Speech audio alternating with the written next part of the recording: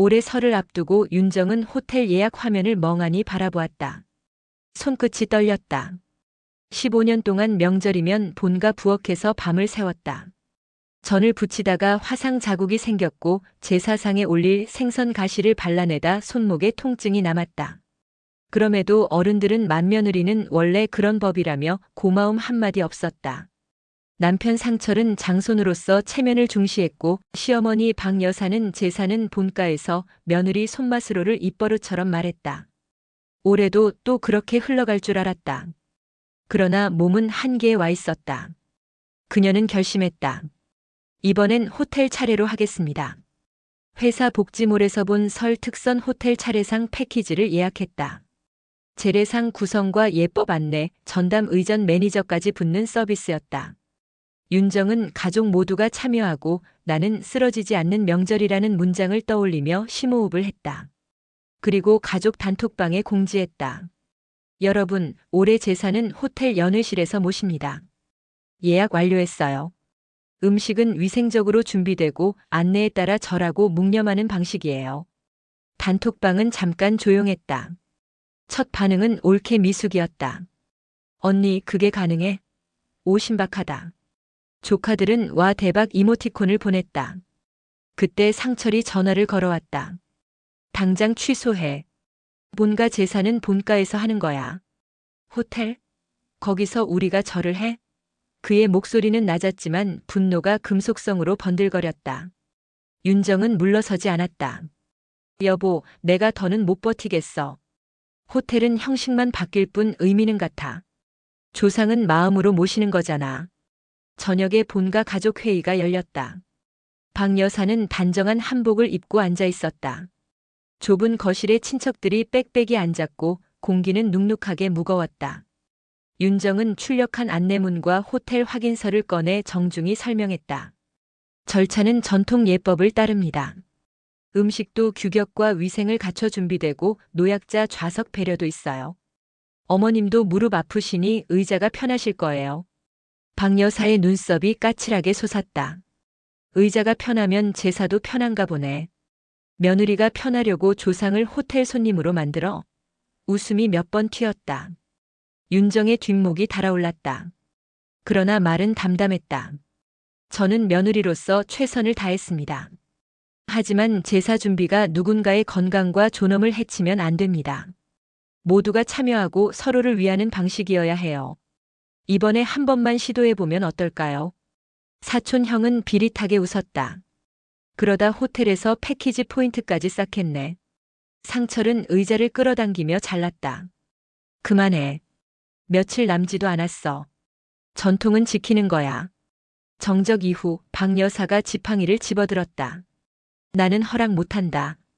본가는 본가에서 조상은 조상답게. 윤정은 깊게 고개를 숙였다. 어머님 뜻 존중합니다.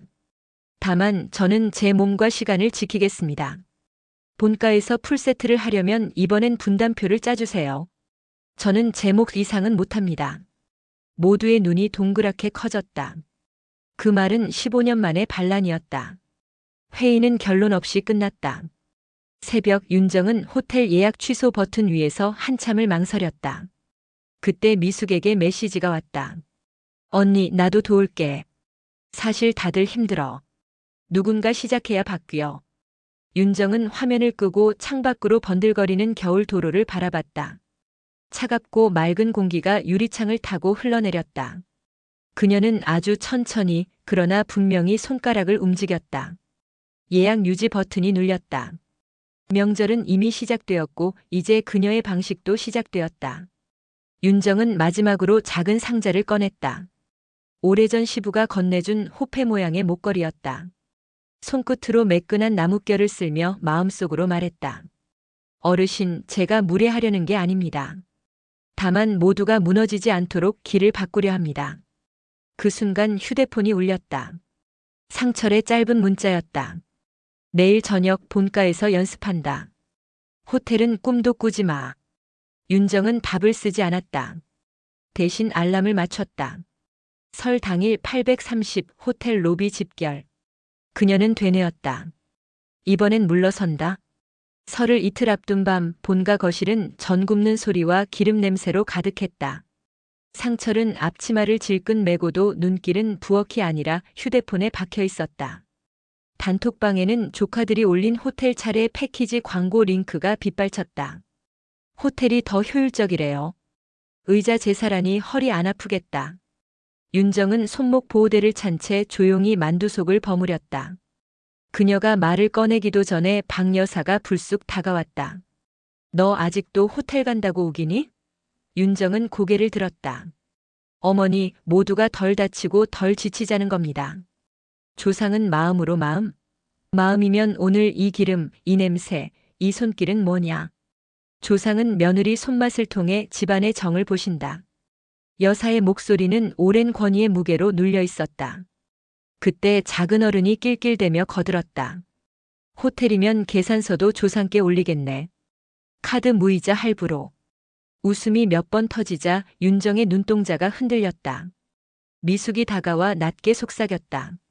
언니, 지금은 받아쳐야 해. 안 그러면 영영 못 받고. 윤정은 손을 닫고 앞치마를 벗었다. 어머니, 저는 며느리입니다. 그렇지만 노역자가 아니에요. 15년 동안 새벽에 일어나 상을 차렸고 뒷정리 끝나면 새벽 3시였어요. 이제 모두가 돌아가며 나눌 때라고 생각합니다. 호텔은 도망이 아니라 제안입니다. 상철이 쾅 소리를 내며 도마를 내려쳤다. 그만. 조상 앞에서 장난치지 마. 그의 말 끝에 칼끝이 도마를 긁었다. 윤정은 흔들림 없이 남편을 바라봤다. 여보, 당신은 한 번이라도 나 대신 전을 붙여본 적 있니? 상철의 입술이 굳었다. 나는 장손이야. 손님들을 맡고 어른과 이야기하는 역할을 하는 그래. 그래서 내 몫은 누구와 이야기하지? 윤정의 질문은 부엌 공기를 갈라놓았다. 그때 조카 하나가 장난으로 연회장 사진을 올렸다. 박 여사가 휴대폰을 낚아채며 외쳤다. 저딴 쇼장에 우리 조상 영정을 세우겠다고. 그녀는 방에서 오래된 영정 사진을 꺼내와 거실 한복판에 세웠다. 유리액자 속 할아버지의 얼굴이 노란 조명 아래서 번들거렸다. 여기 이 눈빛을 봐라. 내가 호텔로 끌고 갈 수 있냐? 윤정은 액자 앞에 조용히 섰다. 할아버지, 제가 모시려 합니다. 다만 방식만 다를 뿐입니다. 그녀가 허리를 굽히려는 순간 상철이 액자를 번쩍 들어 가슴에 끌어안았다. 건드리지 마. 액자 옆에서 기름이 튄 프라이팬이 칙하고 소리를 내며 튀김가루가 튀었다. 긴장과 열기, 냄새가 한데 엉겨붙었다. 주방 창문 너머로 겨울바람이 스며들었다. 미숙이 입술을 깨물며 말했다. 형님, 저도 호텔이 좋아요. 애들도 편하고 어른들 무릎도 덜 아프고. 박 여사가 그녀를 노려보았다. 너까지 등 돌리면 이 집안은 끝이다. 미숙은 고개를 들었다. 끝나야 시작되는 것도 있어요. 그 말이 불씨가 됐다. 친척들이 몰려들어 언성이 높아졌고 누군가는 휴대폰을 켜 녹화를 시작했다. 호텔 제사 추진 BS 본가 수호 찬반 토론 중이라는 자막이 장난처럼 화면 위를 지나갔다. 상철은 윤정을 향해 낮게 내뱉었다. 내가 고집을 꺾지 않으면 집안에서 내 아내로 인정 못 받아. 윤정의 대답은 단호했다. 그럼 당신이 나의 남편으로 인정받을 일을 해. 순간 프라이팬이 넘어지며 뜨거운 기름이 바닥에 쏟아졌다. 모두가 들썩였다. 박 여사는 가슴을 움켜쥐고 의자에 털썩 앉았다. 숨이 가쁘다. 윤정이 얼른 응급약을 건넸다. 떨리는 손끝으로 알약을 삼킨 박 여사는 한참 뒤에야 숨을 고르더니 쏘아붙였다. 호텔에서 절을 해보라지. 그날 내가 가겠다. 그리고 내가 만든 상을 내 손으로 뒤엎겠다. 윤정은 묵묵히 기름을 닦아냈다. 고개를 들었을 때 그녀의 눈빛은 이상할 만큼 고요했다. 어머니가 뒤엎으시면 그 모습도 제사 기록에 남길게요. 우리 집안이 무엇을 뒤엎고 있는지 다음 세대가 보게. 정적이 흘렀다. 그 정적을 오래된 벽시계의 초침이 무자비하게 잘라냈다. 설까지 남은 시간은 점점 얇아지고 있었다. 호텔 예약은 그대로 살아있었다. 설 전날 밤 윤정은 전자 영수증을 프린트해 서류철에 끼워 넣었다. 떨림은 사라지고 대신 묘한 평온이 찾아와 있었다. 나는 도망치는 게 아니라 제안을 지키는 것이다. 그녀는 스스로에게 그렇게 말했다. 한편 본가 단톡방은 여전히 전장처럼 불타고 있었다. 작은 어른은 내일 본가 육시 집결 예행 연습을 명령했고 사촌들은 고기와 전을 추가로 사오겠다고 떠들었다. 상철은 답이 없었다. 묵 사일런스. 그 침묵이 더 무거웠다. 밤늦게 현관문 비밀번호가 열리며 상철이 들어왔다. 넥타이는 서둘러 풀려 있었고 눈가는 피곤으로 그늘졌다. 취소해. 첫마디였다. 오늘도 장례식장에 들렀어. 거기선 모두 전통대로 한다더라. 우리만 호텔 가면 웃음거리가 돼. 윤정은 물을 건넸다. 웃음은 금방 지나가. 하지만 내 손목에 남은 통증은 명절마다 돌아와. 상철은 관자놀이를 문지르더니 낮게 말했다. 그럼 최소한 본가에서 먼저 절을 하고 호텔은 이후에 가자. 체면을 세워야 해. 체면 때문에 2번 상을 차리자는 거야? 윤정이 미소를 지었다. 체면을 세우려면 역할도 공평해야 해. 당신이 전을 부치고 나는 손님을 맞이할게. 상철의 얼굴이 굳었다. 농담하지 마. 둘 사이 공기가 급속히 차가워졌다. 그때 벨이 울렸다. 문 앞에는 미숙이 서 있었다. 손에는 투명 폴더가 들려 있었다. 언니 이거 봐. 폴더에는 호텔 종합 안내와 의전 동선, 절차별 체크리스트가 정갈하게 정리되어 있었다. 노약자 좌석, 휠체어 동선, 화장실 접근성, 알레르기 표기, 음식 반환 규정까지. 미숙은 낮게 말했다. 어른들 체면도 지켜줄 수 있어. 입구에서 고전 음악을 틀고 영정 대신 디지털 추모 프레임으로 조상 사진을 모실 수 있대. 절 순서도 재래 의식과 동일하게 진행하고. 상철의 눈썹이 꿈틀거렸다. 디지털 추모 프레임? 윤정이 고개를 끄덕였다. 액자 대신 화면일 뿐이야. 마음은 같아. 상철은 한숨을 길게 내쉬었다. 그 마음을 사람들이 안 믿는다고. 그러곤 조용히 덧붙였다. 솔직히 나도 겁이 난다. 그의 목소리에서 오랜 장손의 압박이 흘러나왔다.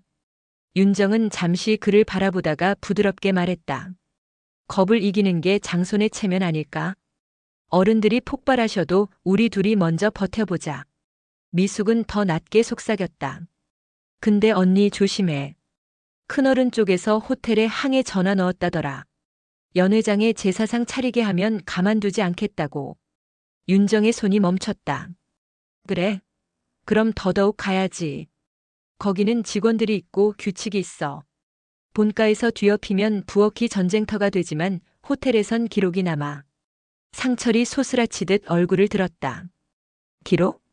응. 나는 이번 명절을 기록할 거야.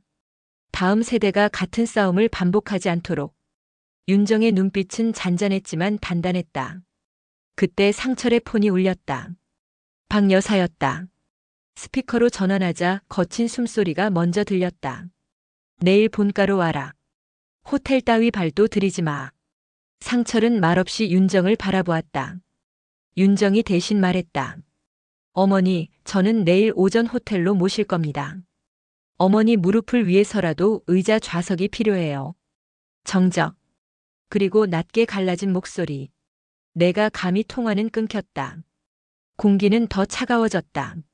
하지만 세 사람의 시선은 어느새 같은 곳을 향해 있었다. 내일 아침 호텔. 윤정은 마지막으로 가방을 챙겼다. 추모 프레임에 넣을 사진 파일, 가족별 좌석표, 알레르기 명단, 그리고 얇은 손목 보호대. 현관 센서 등이 꺼질 때까지 그녀는 한 번도 뒤돌아보지 않았다. 새벽이 열리고 있었다. 그리고 반격도 이미 시작이었다. 창밖으로 눈발이 흩어졌다. 도로 위 가로등이 번져 작은 별처럼 흔들렸다. 윤정은 깊게 숨을 들이마셨다. 내일 나는 두려움보다 진심을 택할 것이다. 그녀는 조용히 미소 지었다. 잠깐의 고요 뒤 알람이 울렸다. 출발을 알리는 신호였다. 그녀는 마지막으로 문을 잠그고 신발끈을 고쳐 묶었다. 설 당일 아침 로비의 대리석 바닥이 차갑게 빛났다. 윤정은 가장 먼저 도착해 연회장 앞 사인을 확인했다. 가족 추모 예식가.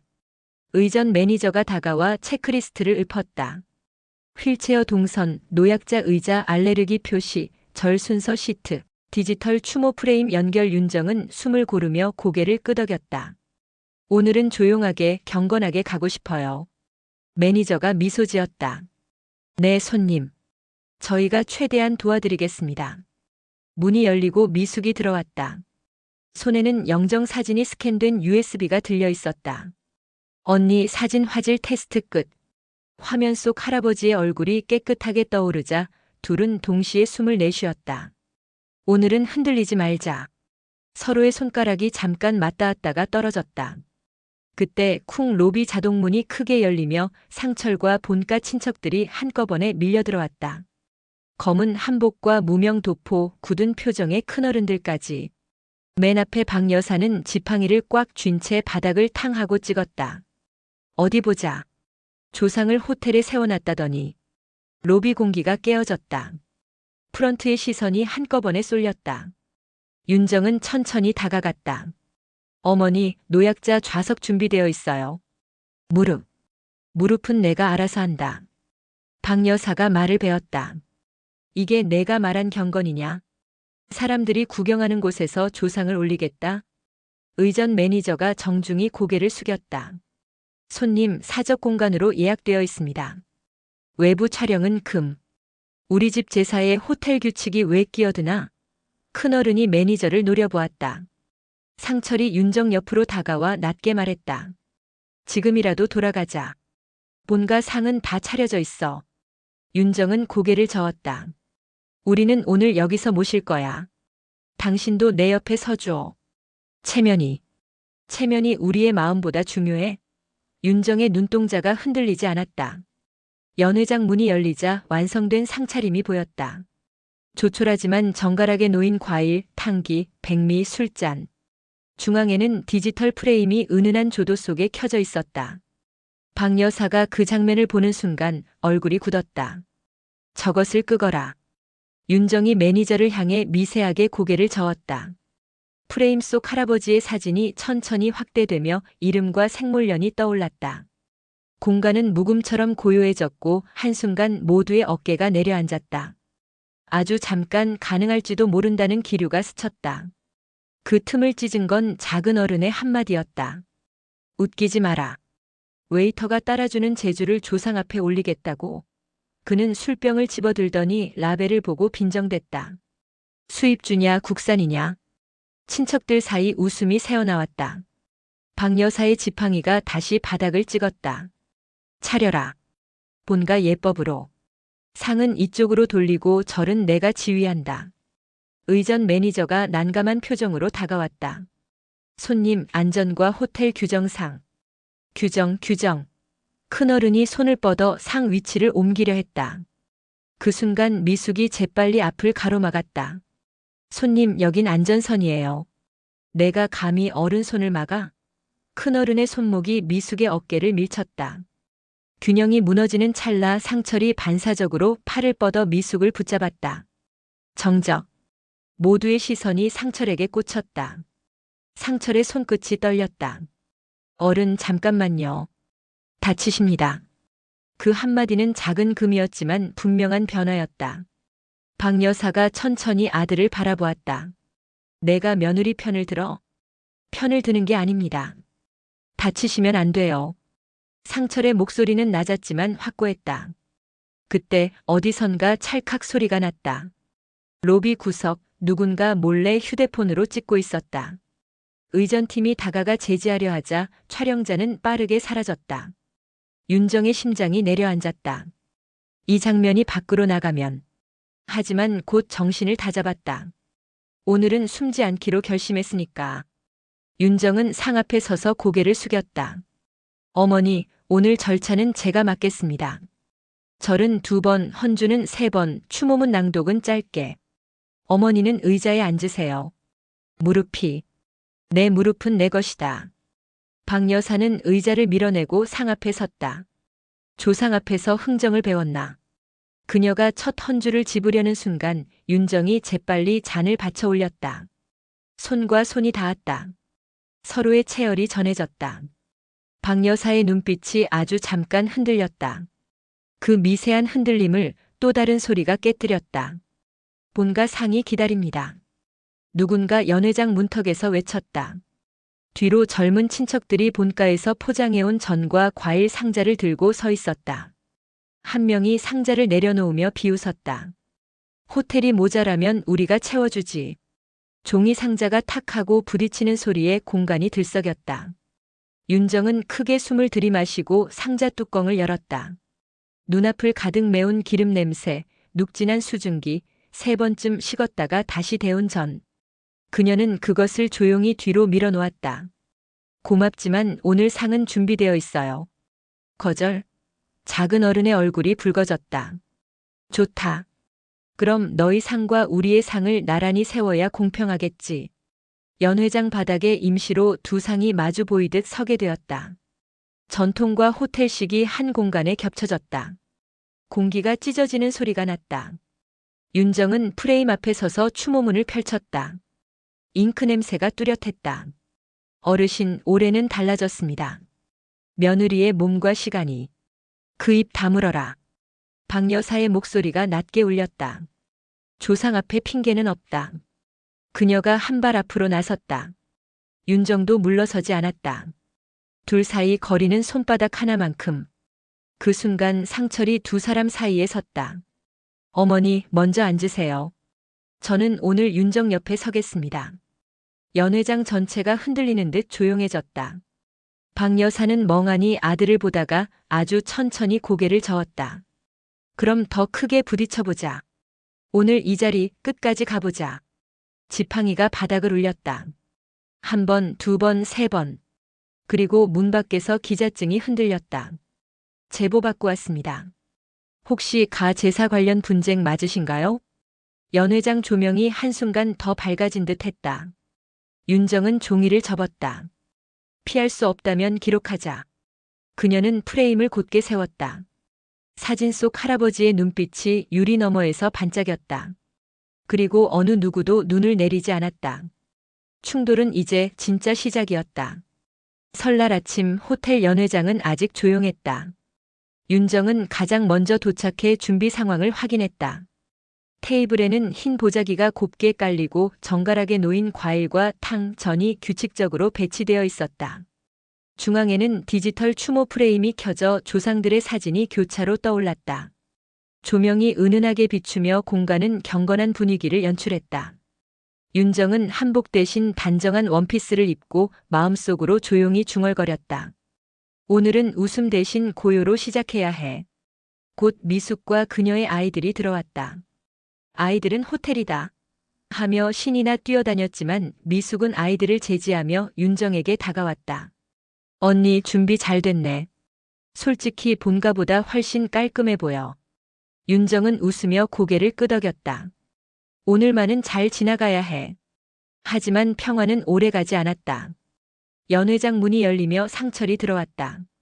그의 얼굴은 굳어 있었고 뒤따라 본가 어른들이 줄지어 들어왔다. 한복 자락이 휘날리고 박 여사가 지팡이를 짚으며 제일 앞에 섰다. 눈길은 날카로웠다. 이게 내가 준비한 제사냐? 호텔의 조상을 모시고 웨이터들이 왔다 갔다 하는 걸 보는 게 내게 경건이더냐? 윤정은 태연히 대답했다. 어머니, 음식은 정갈하고 절차는 전통을 따릅니다. 무릎 아픈 어르신들도 의자에 앉으실 수 있고요. 저희 모두가 함께할 수 있는 자리예요. 하지만 박 여사는 코웃음을 쳤다. 이건 쇼야. 조상님들을 전시품처럼 모신 거라고. 그 순간 의전 매니저가 다가와 안내했다. 곧 절차가 시작됩니다. 모두 자리에 착석 부탁드립니다. 안내 멘트에 따라 가족들이 움직이려는 순간 작은 어른이 목소리를 높였다. 앉지 마라. 여기서 절을 하면 우리 집안이 전국의 웃음거리가 된다. 그 소리와 동시에 몇몇 친척들은 휴대폰을 꺼내 영상을 찍기 시작했다.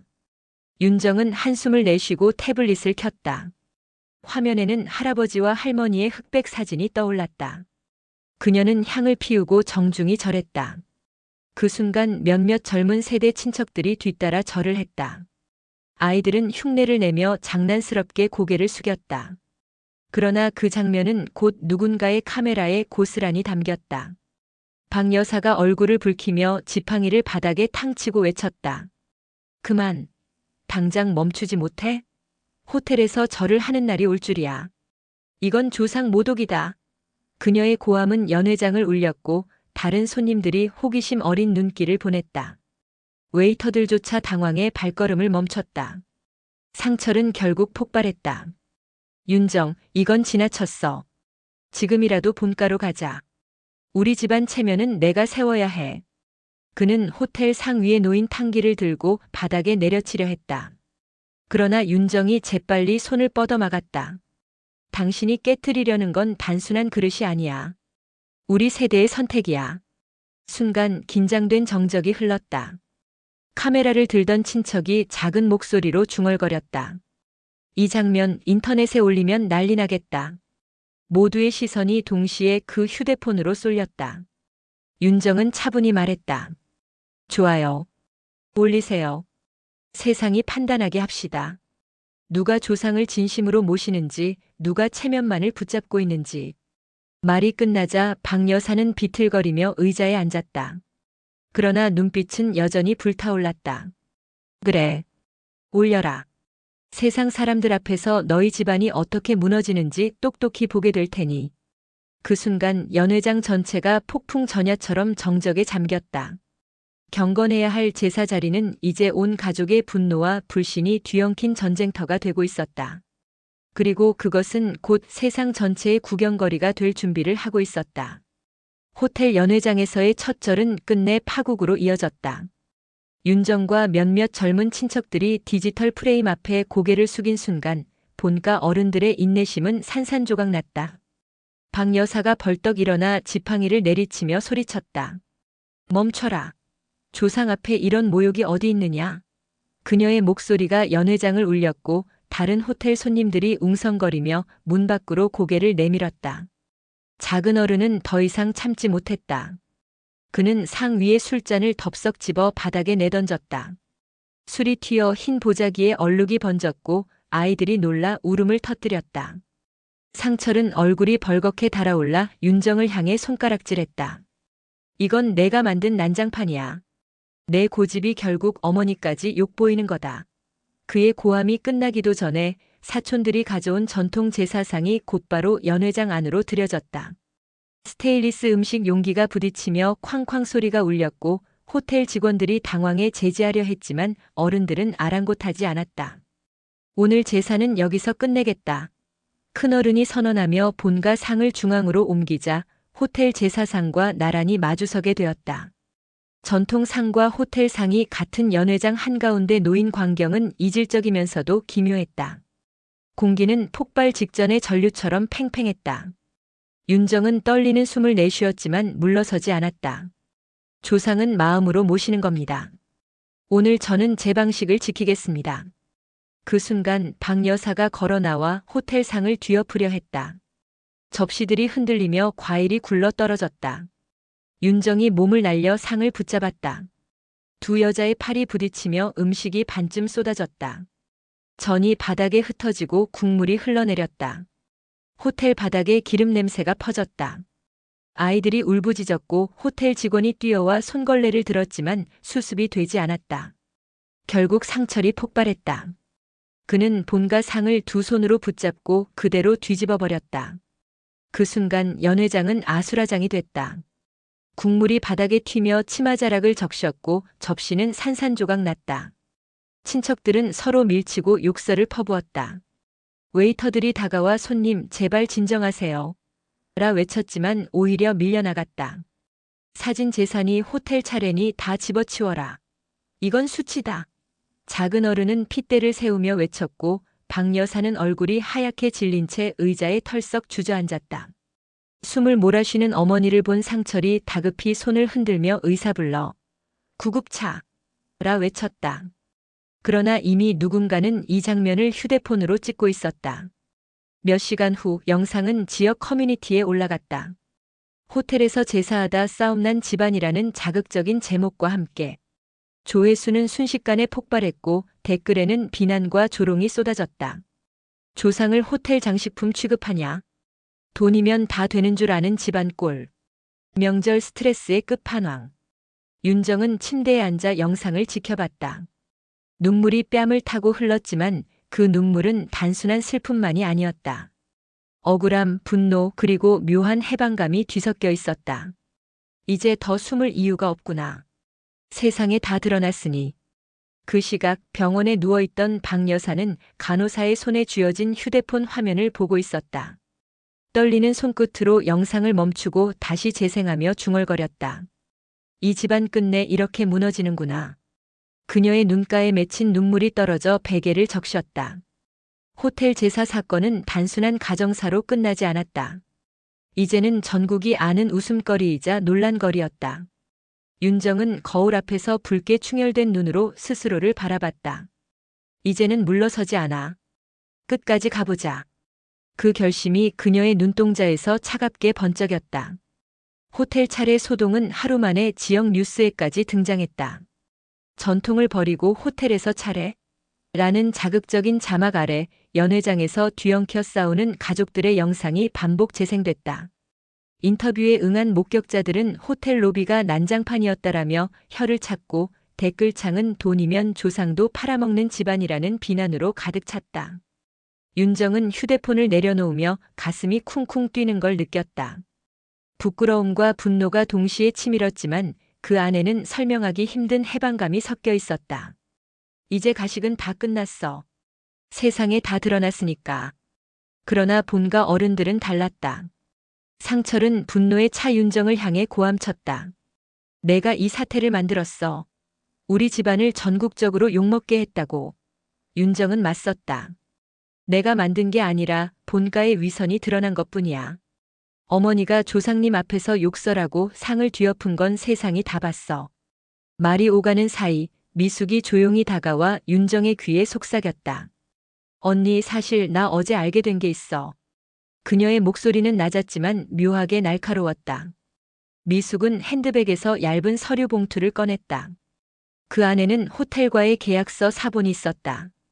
윤정이 놀란 눈으로 바라보자 미숙은 씁쓸히 말했다. 호텔 차례 패키지, 언니가 개인적으로 계약한 게 아니더라. 회사 복지모를 통한 단체 계약이더라고. 게다가 일정 금액이 예약자 명의로 리베이트처럼 돌아오게 돼 있어. 윤정의 손끝이 얼어붙었다. 그녀는 분명 단순히 비용 절감을 위해 복지모를 이용했을 뿐이었는데 계약 구조가 그렇게 얽혀 있었던 것이다. 하지만 이미 소문은 빠르게 번지고 있었다. 친척들 사이에서 윤정이 호텔 차례 핑계로 돈 챙기려 했다더라라는 뒷말이 돌기 시작했다. 작은 어른은 공개적으로 윤정을 몰아붙였다. 역시 그럴 줄 알았다. 며느리가 편할 생각만 하는 게 아니라 돈까지 꿀꺽하려 했군. 조상 욕보이고 집안 팔아먹는 게 그대의 속셈이었나? 윤정은 입술을 깨물며 고개를 저었다. 아니에요. 저는 그저 모두가 편해지길 바랐을 뿐이에요. 돈 이야기는 몰랐습니다. 하지만 아무도 그녀의 말을 귀담아 듣지 않았다. 박 여사는 병상에서 힘겹게 영상통화를 걸어왔다. 창백한 얼굴로 그러나 날카로운 눈빛으로 윤정을 노려보며 말했다. 내가 결국 내 집안을 욕보이더니 재산까지 노린 거냐? 이 못난 며느리, 이제는 내 아들 곁에서 떠나라. 상철은 손으로 얼굴을 가리며 깊은 한숨을 내쉬었다. 그는 윤정을 보지 못하고 고개만 숙였다. 그 침묵이 오히려 윤정의 가슴을 더 무너뜨렸다. 여보, 당신도 나를 믿지 못해? 그녀의 떨리는 목소리가 공기 중에 흩어졌다. 그때 미숙이 다시 다가와 조용히 속삭였다. 언니, 이건 단순히 돈 문제가 아니야. 본가 어른들은 이미 호텔 제사를 핑계로 유산 분배를 재정리하려고 해. 어머니가 형부한테만 모든 걸 주려 했던 거 다들 알게 됐잖아. 이번 소동은 그걸 덮기 위한 기회로 쓰일 거야. 윤정은 눈을 크게 떴다. 퍼즐이 맞춰지는 듯 머릿속이 얼얼해졌다. 그래서 이렇게까지 나를 몰아붙이는구나. 모든 시선이 나에게 쏠리면 본가의 진짜 비밀은 가려진다. 그녀는 서서히 주먹을 움켜쥐었다. 그렇다면 나도 가만히 있지 않을 거야. 어머니의 숨겨진 유산 계획, 내가 직접 밝혀내겠어. 밤이 깊어갔다. 창밖에 폭죽이 터지는 소리가 들렸지만 집안은 싸늘한 정적에 휩싸여 있었다. 윤정은 컴퓨터 앞에 앉아 호텔 계약서의 세부 항목을 다시 들여다보았다. 화면 속 금액과 조건들이 그녀의 눈동자에 불타듯 새겨졌다. 이건 단순한 리베이트 문제가 아니야. 본가가 숨긴 더 큰 비밀의 열쇠일 수도 있어. 윤정의 눈빛이 서늘하게 빛났다. 이제 그녀는 단순히 편한 명절을 꿈꾸는 며느리가 아니었다. 본가의 위선을 폭로하고 숨겨진 진실을 끌어내려는 싸움꾼이 되어 있었다. 설 연휴가 끝나갈 무렵 본가 거실에는 다시금 무거운 공기가 내려앉아 있었다. 텔레비전 뉴스에서는 여전히 호텔 차례 소동이라는 자막이 흘러나오고 있었고 커뮤니티 사이트에는 패러디 영상까지 돌아다니고 있었다.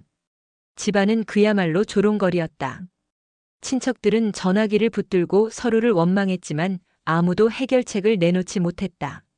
그날 밤 박 여사는 변호사와 함께 한 봉투를 내놓았다. 오늘 마지막으로 내 뜻을 밝히겠다. 더는 숨길 것도 없다. 봉투에는 오래된 유언장이 들어있었다.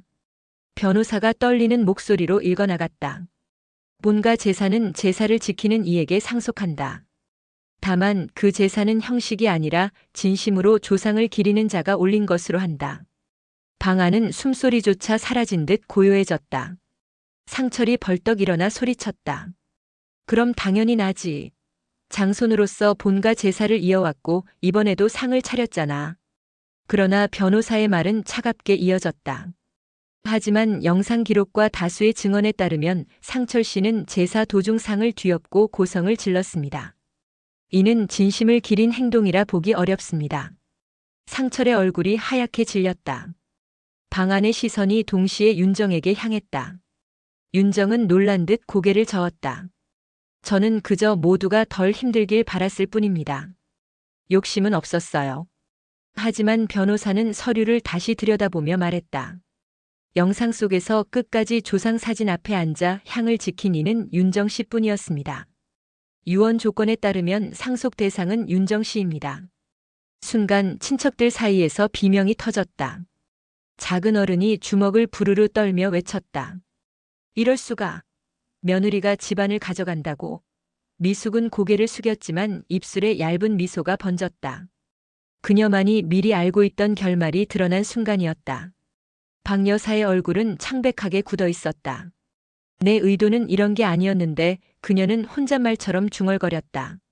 상철은 무릎을 꿇고 윤정의 앞에 손을 뻗었다. 제발 내가 이길 줄은 몰랐다. 하지만 우리 집안 이대로는 무너진다. 제발 유산만은 돌려줘. 윤정은 떨리는 숨을 고르며 남편을 내려다봤다. 마음 한켠에서 오래된 애정이 꿈틀거렸지만 동시에 지난 세월의 고통과 무시는 뚜렷했다. 그녀는 차갑게 말했다. 이건 내가 원한 게 아니에요. 어머님이 남긴 뜻이 이 길을 열었을 뿐. 저는 그저 마지막까지 진심을 지켰을 뿐이에요. 그 순간 박 여사가 의자를 박차고 일어섰다. 이제 알겠다. 조상은 형식이 아니라 마음으로 모시는 것 내가 그걸 잊고 며느리에게만 짐을 지웠구나. 그녀는 눈물을 흘리며 고개를 숙였다. 그러나 이미 늦은 후였다. 집안은 갈라졌고 서로의 신뢰는 회복 불가능하게 무너져 있었다. 며칠 후 커뮤니티에는 또 다른 영상이 올라왔다. 호텔 차례 후폭풍 며느리에게 재산 몰빵이라는 제목이었다. 조회수는 순식간에 수십만을 넘겼다. 대중은 혀를 차며 웃었고 어떤 이는 결국 진심이 이겼다라며 댓글을 남겼다. 윤정은 조용히 영상을 끄고 창밖을 바라봤다. 여전히 호텔 사건을 떠올리면 가슴이 떨렸지만 동시에 묘한 안도감이 밀려왔다. 이제는 끝났어. 그녀는 속으로 중얼거렸다. 하지만 끝이란 곧 새로운 시작이기도 했다. 집안은 무너졌지만 그녀는 처음으로 스스로의 목소리를 세상에 드러냈다. 전통과 현대, 위선과 진심의 전쟁 끝에서 윤정이 얻은 것은 단 하나였다. 조상은 장소가 아니라 마음으로 모시는 것. 그러나 그 진실은 아이러니하게도 가장 파괴적인 싸움 속에서 드러나고야 말았다.